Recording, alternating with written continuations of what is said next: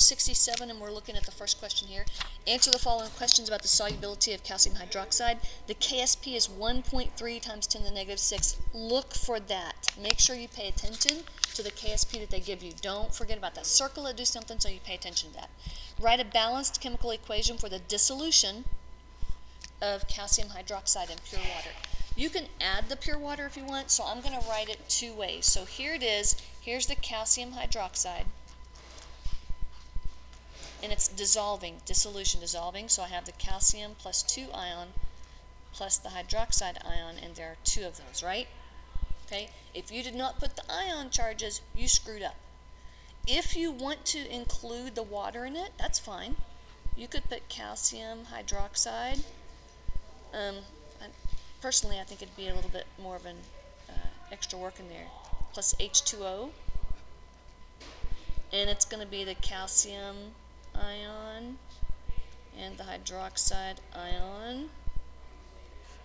And if you want to split the water up, H plus OH minus, I mean, you can incorporate it in there, but really why? It's not a chemical reaction. You really don't have to have it. The only time we're going to incorporate water is when we start talking about acids and bases, because acids are all about the hydrogen ion, right? And bases are all about the hydroxide ion. Yeah, so I wouldn't even bother with this. If it's just a simple, straightforward, hey, it's dissolving in water, then you're good here. Did you get that one? Okay. Calculate the molar solubility of CaOH2 in 0.1 molar CaNO3. So 2 things. Molar solubility means you're going to calculate what is X. Yes?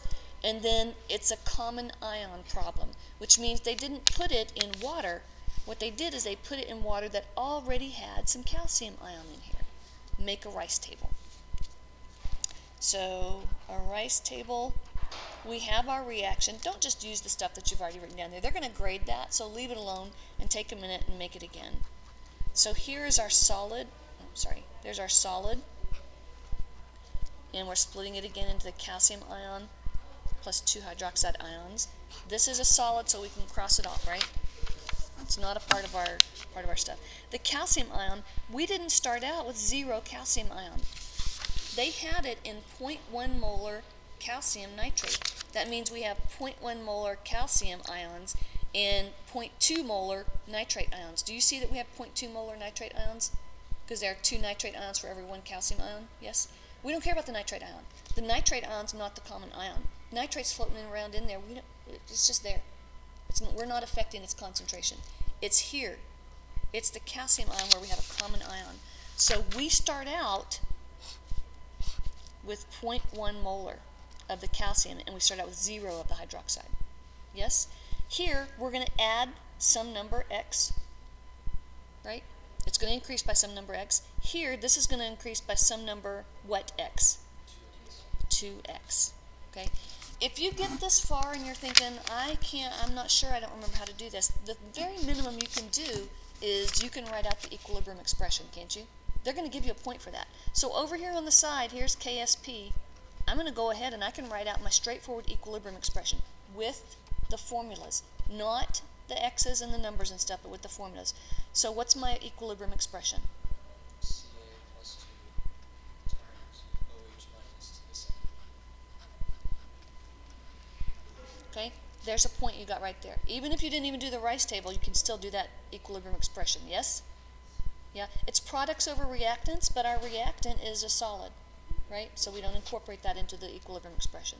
So I've got this. Well, now I can go back over here. I've got some sections here.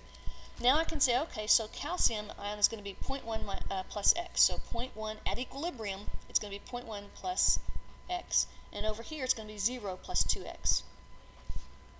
Right? So I take this and I plug it in, and if you remember, they gave us KSP up here, which is 1.3 times 10 to the negative 6. And then we plug our numbers in. 0.1 plus X times 2X squared. Okay, here's the thing that you've got to remember, because it's going to make your life much easier. If our KSP is to the negative 3 or lower, then that means we can ignore when we say plus X or minus X. We can ignore when we add X, because that X is going to be so tiny because that tells us when we have a really low KSP, you remember it tells us that it's not gonna dissolve very much, right? So on our solubility chart, it might even say, oh, calcium hydroxides. I think it does. All the hydroxides are insoluble. Yeah. And so pretty much it's going to say it's not going to dissolve. So when we add the molar solubility X to this, it's still going to say 0.1. It might be 0.100006. If we turn that to significant figures, it's still just 0.1, right? If we even keep 3 figures to the right of the decimal, it would be 0.100. If we kept 4 digits to the right of the decimal, it would be 0.1000. You know, you get that? It's such a tiny number. When you add this X to it, it's like it's insignificant. That's what you need to remember. So when you have that KSP that is so incredibly tiny, in order to make our algebra simpler, because that KSP is so small, when we add or subtract X, we can ignore it. Yes? So we're going to ignore this part. So that becomes then 1.3 times 10 to the negative 6 equals 0.1 times, and we can just simplify this, 4x squared. Yes? Okay, so solve for x from that point. So if I solve for x, I've got 0.1 times 4 is what? And I'm going to just show all the steps here. So we've got 0.4x squared. Then what are you going to do? Divide by 0.4 on both sides. Pop that into your calculator and tell me what that is, please. There was 3.25 times 10 to the negative 6. Okay, so equals x squared. And what's my last step? Square Okay, if I need to get, I want x by itself, so the opposite of squared is the square root. If I do it to one side, I do it to the other. Pop that in your calculator, and what do you get? 1.8 times 10 to the negative. And what's our unit of measurement? Molarity. Molar. So that's x, our molar solubility there. What they've done here is they've given you a point for the KSP, the equilibrium expression. They gave you a point for showing your work here. They gave you a point for the correct answer on here. I would probably go back and give you a point for showing the rice table just because I'm being kind with points. But that's what they're talking about doing here. Okay?